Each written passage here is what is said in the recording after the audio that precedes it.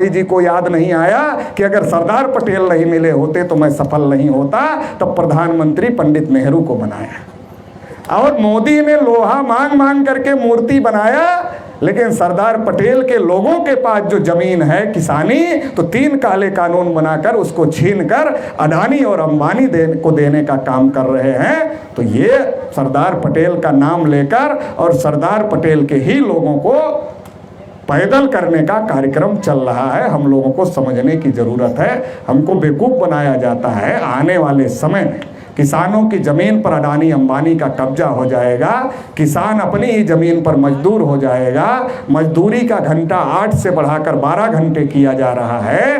तो आपकी आने वाली जनरेशन को अडानी और अंबानी का गुलाम बनाने की तैयारी चल रही है।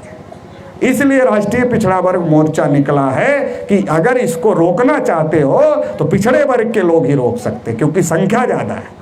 शेड्यूल कास्ट के लोग समझ रहे हैं मगर वो अकेले नहीं रोक सकते, आदिवासी लोग समझ रहे हैं मगर वो अकेले नहीं रोक सकते, मुस्लिम लोग समझ रहे हैं मगर वो अकेले नहीं रोक सकते, क्योंकि सबसे बड़ी आबादी पिछड़े वर्ग की है। अगर पिछड़े वर्ग के लोग इसको रोकने का काम करेंगे तो ही ये रुक सकता है। तो केवल पिछड़े वर्ग के लोग अधिकार वंचित नहीं है, SC ST OBC माइनॉरिटी सभी अधिकार वंचित हैं। तो अगर हम सभी लोग इकट्ठा हो जाएं तो हमारी आबादी देश में 85 से 90% है, और 90% लोग अगर एक तरफ होकर के फूंक भी मार दें तो 3.5 तो हवा में उड़ ही जाएगा। केवल इकट्ठा होने की ज़रूरत है, और अगर इकट्ठा होंगे तो इस देश में जो नाइंसाफ़ी का निज़ाम है उसको ध्वस्त करके देश में इंसाफ कायम किया जाएगा। क्योंकि हम तो बहुत दिन से कह रहे हैं न्याय करो, वो करने वाले नहीं। अब हम न्याय करेंगे। 3.5% के लोग 80% पर कब्जा किए, ये न्याय नहीं है। हम न्याय करेंगे, 3.5 को 3.5 देंगे, 52 को 52 देंगे, जिसकी जितनी संख्या उसको इतना हिस्सा। ये न्याय हम लोग करेंगे, क्योंकि न्याय तो हमारा ही चरित्र है, हमारे महापुरुषों का चरित्र है, ब्राह्मणों के चरित्र में न्याय नहीं है। आखिरी बात कहकर अपनी बात समाप्त कर देता हूँ, चूँकि आगे भी कार्यक्रम है। तो आखिरी बात ये है कि आप नई साइकिल खरीदते हो, नई मोटरसाइकिल खरीदते हो, नई कार खरीदते हो, आप दूसरे को चलाने के लिए नहीं देते। क्यों नहीं देते? आपको लगता है दूसरा चलाएगा, इसे खराब कर देगा।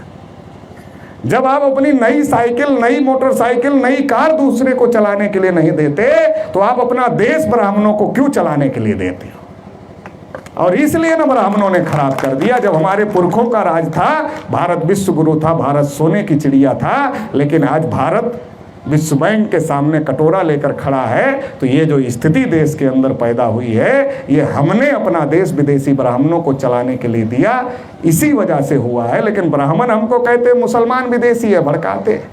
मुसलमानों का DNA हमारा DNA एक है, ये DNA टेस्ट से साबित हो गया है। मुसलमान अरब ईरान से नहीं आए यहाँ जो अभी बचे हुए हैं, मुगल विदेश से आए थे, वो खत्म हो गए।